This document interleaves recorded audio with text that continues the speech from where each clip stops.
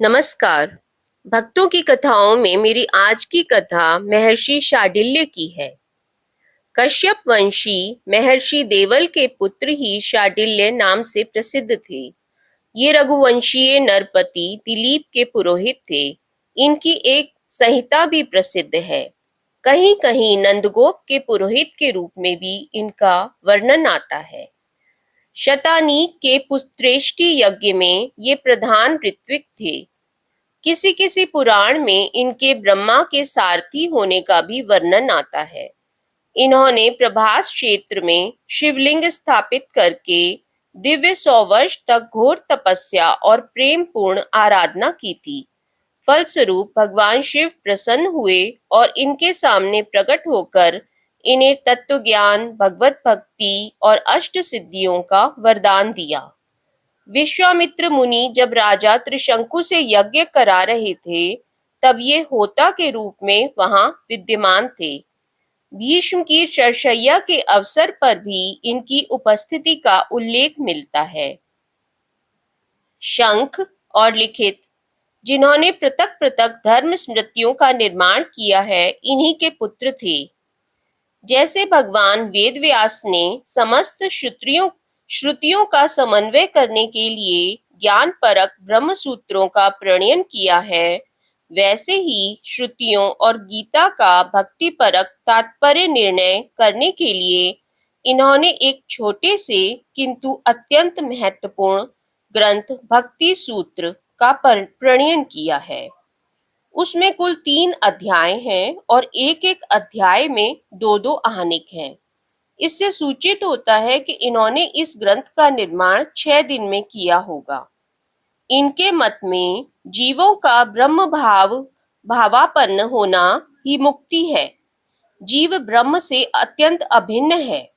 उनका आवागमन स्वाभाविक नहीं है, किंतु जपा कुसुम के सानिध्य से स्फटिक मणि की लालिमा के समान अंतःकरण की उपाधि से ही होता है।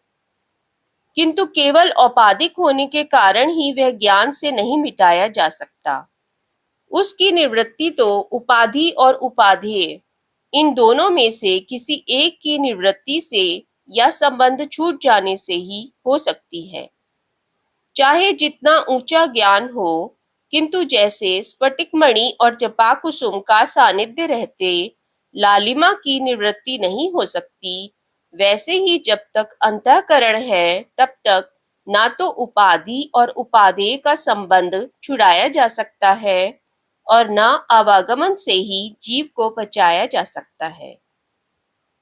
अतः उपाधि के नाश से ही भ्रम की निवृत्ति हो सकती है, आत्मज्ञान से नहीं। उपाधि नाश के लिए भगवत भक्ति से बढ़कर कोई और उपाय नहीं है।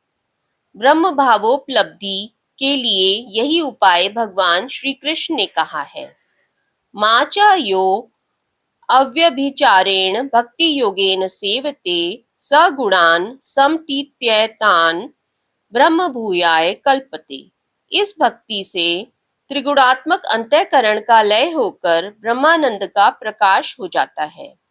इससे आत्मज्ञान की व्यर्थता भी नहीं होती, क्योंकि अश्रद्धा रूपी मल को दूर करने के लिए ज्ञान की आवश्यकता है।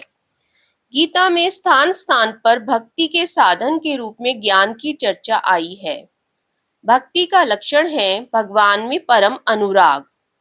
सा परानुरक्तिरीश्वरे, शांडिल्य सूत्र के अनुसार इस अनुराग से ही जीव भगवन्मय हो जाता है।